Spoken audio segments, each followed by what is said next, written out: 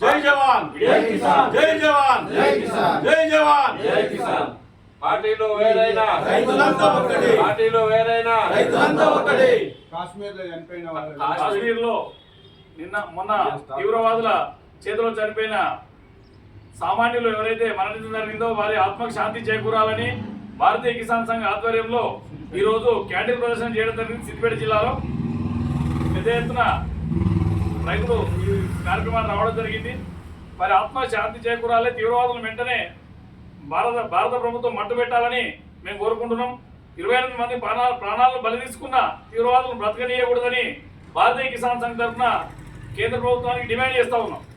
జై జవాన్ జై కిసాన్.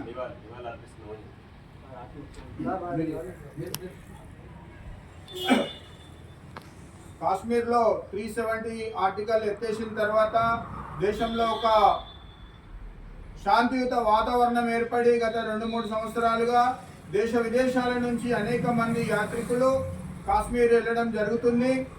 ఇటు నుంచి కాశ్మీర్ వెళ్ళడం వలన అక్కడ ఉన్న వాళ్ళకు కూడా జీవనోపాధి ఏర్పడి కాశ్మీర్ సస్యశ్యామలంగా ఉన్న ప్రశాంతంగా ఉన్న కాశ్మీర్లో మొన్న 22వ తారీఖు టెర్రరిస్టులు ఒక మతానికి చెందిన తీవ్రవాదులు 26 మందిని కుటుంబాలతో అక్కడ పిక్నిక్ వెళ్ళిన 26 మందిని అతి దారుణంగా హత్య చేయడం జరిగింది.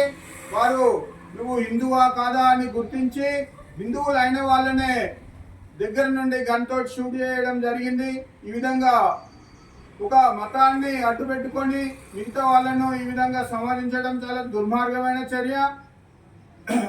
కేంద్ర ప్రభుత్వము తగు చర్యలు తీసుకొని ఆ 4 ఉగ్రవాదులతో పాటు వారికి సహకరించిన, వారికి ఆశ్రయం ఇచ్చిన అందరినీ కూడా మట్టుపెట్టి భవిష్యత్తులో దేశంలో ఉగ్రవాదం అనేది లేకుండా చూడాలని భారతీయ కిసాన్ సంఘ్ డిమాండ్ చేస్తుంది. ఈ సిద్దిపేట జిల్లా జరిగిన కార్యక్రమంలో వాళ్ళందరికీ ఆత్మలకు శాంతి చేకూరాలని, వారు చనిపోవడం ఏదైతుందో ఆ బాధ, మా కుటుంబంలో ఒకరిని కోల్పోయినంత బాధ ఇక్కడ ఉన్న సమాజంలో అందరి లోపల ఉంది.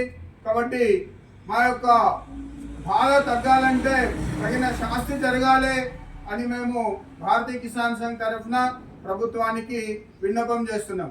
భారత్ మాతాకి ఆ ఉగ్రవాదులకు ఎవరైతే సహకరించారో ఆ సహకరించిన దేశాన్ని ఐక్యరాజ్య సమితి నుంచి బహిష్కరించాలని ప్రత్యేకంగా డిమాండ్ చేస్తున్నాం.